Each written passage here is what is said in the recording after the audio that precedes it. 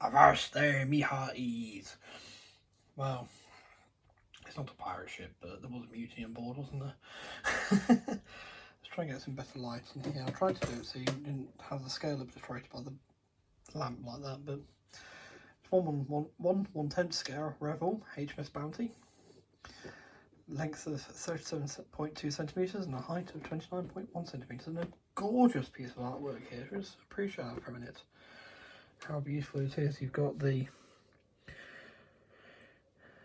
crew here. This is obviously looks to be in the good times before. Well, to say the good times. Well, when you hear what happened to them, this is comparatively the good times before they were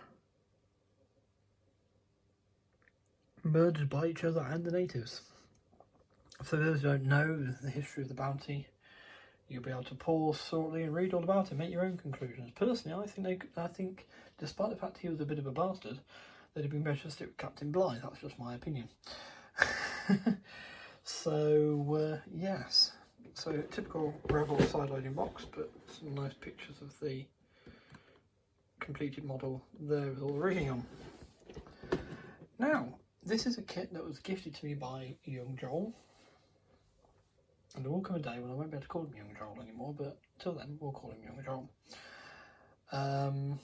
Now, I've made it no secret that I watch a lot of a chap called Harry Houdini models, and this is his bread and butter, his ships, and actually Bounty. He's done 2 or 3 Bounties, I think. I think it's definitely 2. He's done a wooden model one, or doing a wooden one, and he's done a plastic one as well. He's one plastic one. And I just said, mention one day, I keep watching Harry doing all these ships, and it'd be cool to have a guy I've never done this. My dad used to make these, but I've never done one myself. Anyway, Joel more recently just said, I don't think I'm ever going to do this. Do you want it? Okay, sure, if you're sure, yeah. And apparently his nan's more than happy if I can supply the material to make me some proper cloth sails as opposed to the plastic ones you get included in the kit. So yes, it might turn out to be awful, it might turn out to be good, but I'll have a go. I've got some ideas how I'm going to do the wood already. I'm going to use the contrast paint on Citadel. It's going to be quite an interesting project. I'll either work or I'll fail. One of the 2 things is more than likely. Probably both.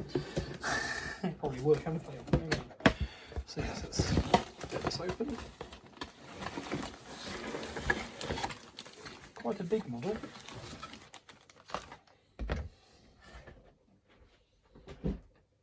Like I say, so these are the vac form sails. You see, they're not. Harry doesn't ever rate them. I don't like vac form, but apparently these can be used as a template for the fabric ones. His grandmother was a seamstress for her career, so she's more going to have a go at doing these, which is really nice of her. So yes, have some cloth sails. And you see the thread, different types of thread there for different types of rigging. You get some paper flags as well. And again, I know you can buy some fabric ones because I don't have them. So that's your little "Don't eat the kit" instruction sheet. That's obviously the ship itself. So it's a fair size, but not horrifically enormous. So a very kind donation this was. He's getting a kit in return. So I have already opened this. Notes made, you see. And I realised it would have been better under Bligh. Yes, but here is the history of the ship, and you can say you can make your own. Pause that. Make your own judgment. Let's see what you think. Let me know in the comments below. It's the first one of a few times I'm going to ask for user interaction. Let me know in the comments below. Do you reckon they'd have been better under Bligh or whatever? And that's beer. Right, and there's the history in German, Anthony, if you want to read it in German. Sorry, I'll do it Star Wars style. Don't sue me, Disney.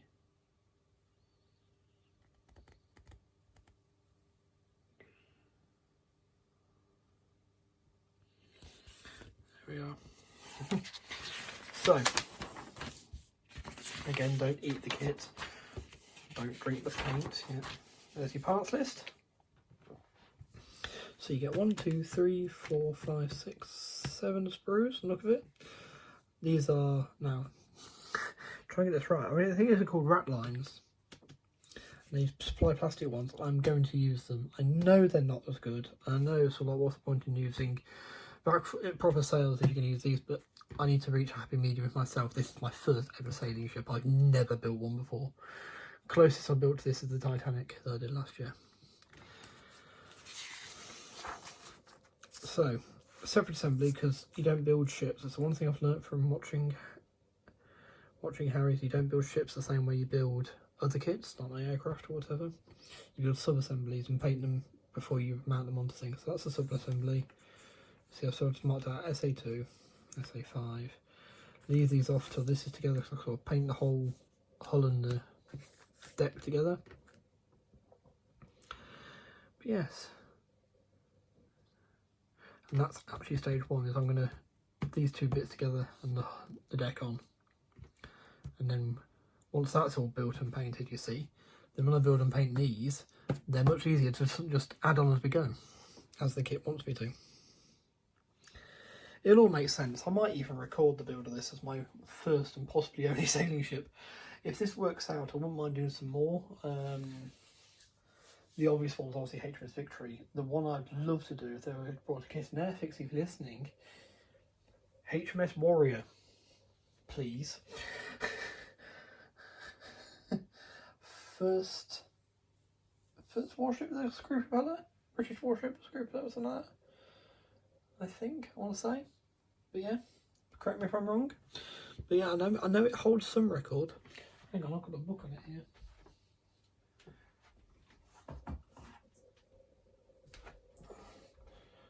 Largest and most powerful warship in the world I've seen.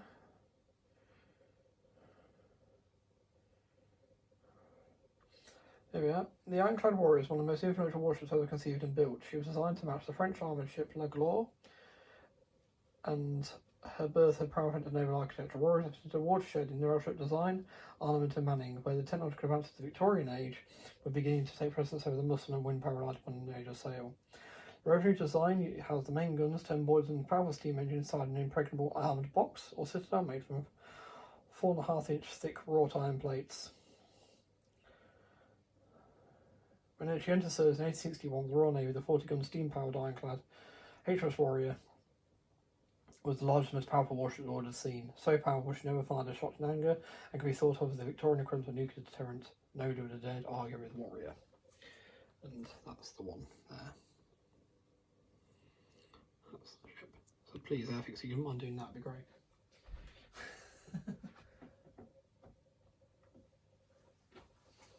But please do it in a proper scale.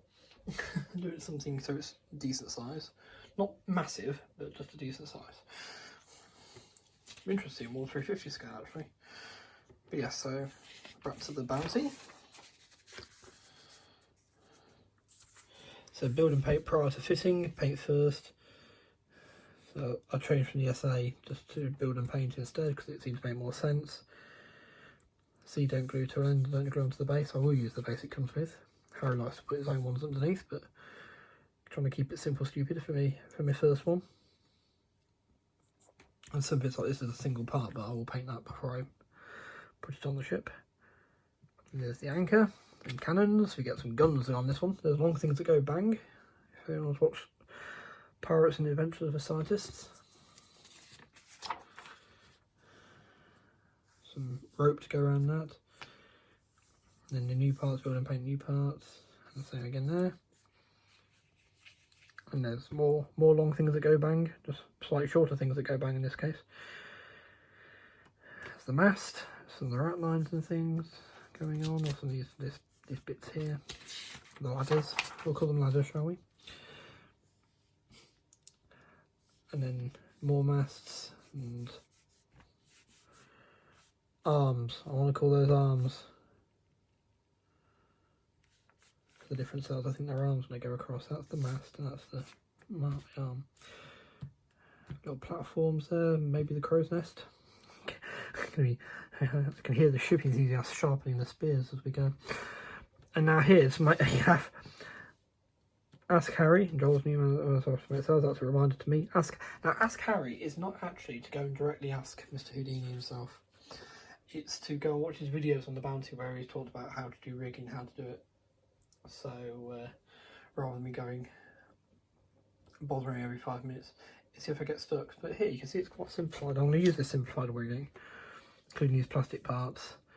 But like this, so it's a bit up there, down there, then up to that, up to that, up to that, up to that, up to that. You can even do that almost off the ship, couldn't you?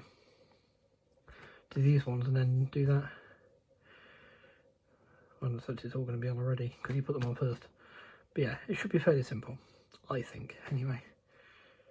And then bits for the sail. I'm going to use that simplified technique. Detailed rigging. Phew. Yeah, we've got a lot more to go. I'll do this one simple, I'll keep it simple, stupid. This is all the detailed rigging there, and it's flags you can put on the back. Again, you get some little crew figures as well, which is kind of nice. So I might well paint them up and put them on the deck just to make it look a bit interesting. Right, so that's the instructions.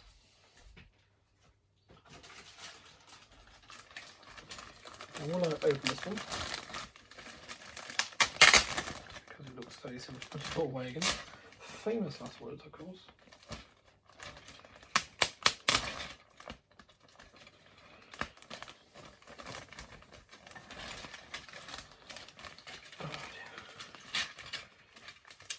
Okay, so one big bag of all the bits in, but there's no clear parts in this one. So. Okay, so here are those ladders, or what I keep calling rat lines. I think they're just ladders.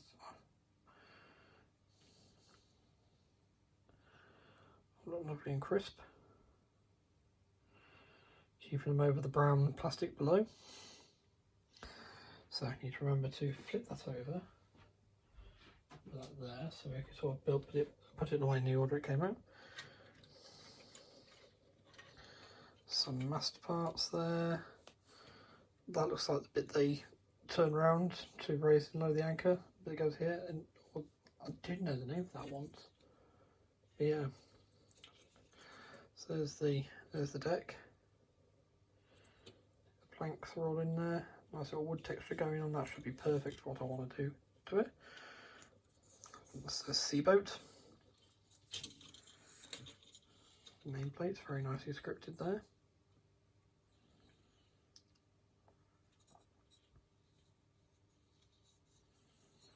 No such detail on the seaboat though.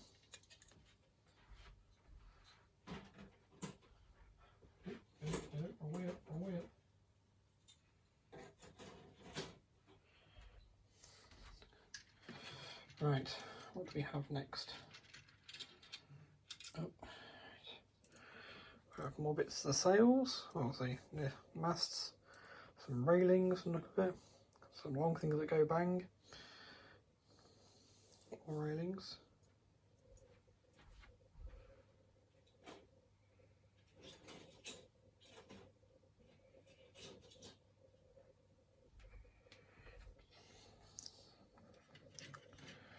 And then what have we got here? We've got, here's our little people.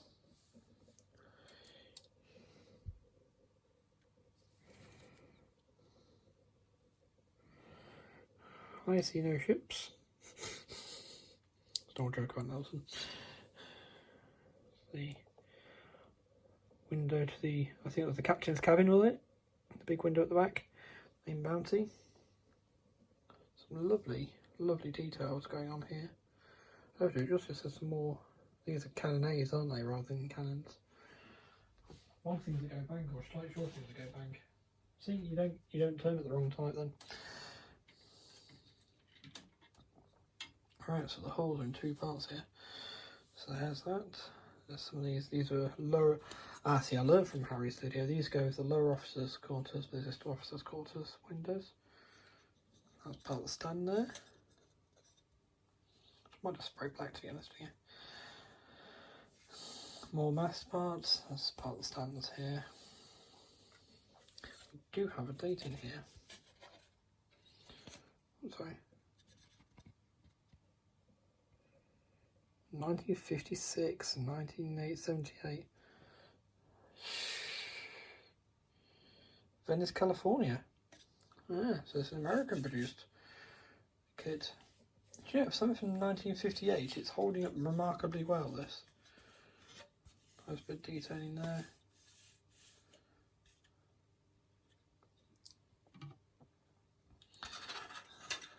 Those look like dead eyes to me. That's probably for the more detailed rigging. I don't remember seeing those. Yeah, that's the other whole side. Oh, it's already a longer video, this one, but I'm going to make it slightly longer. I'm actually going to clip out.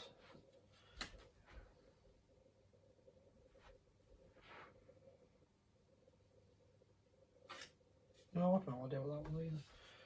I'm actually going to clip out the two halves of the hole. We can just have a quick test fit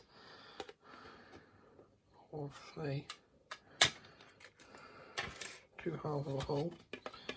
Just see how this holds up. See, by the time you're watching this, I might have actually even built this. Who knows? Oh. Okay. So, one half of the ship's actually much more better put in than the other half. Much better secured, but there we are. So there's the two halves of the hole. Now, bear in mind there's some cleaning up to do down there now.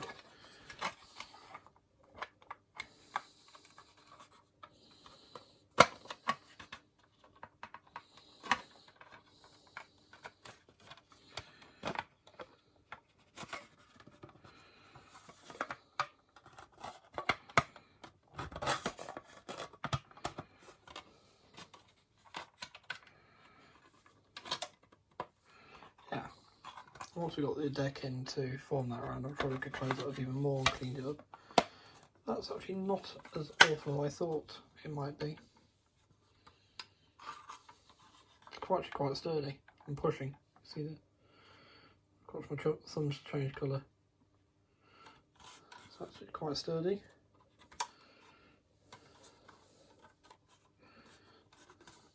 Quite nice in the front, quite large and tactile there.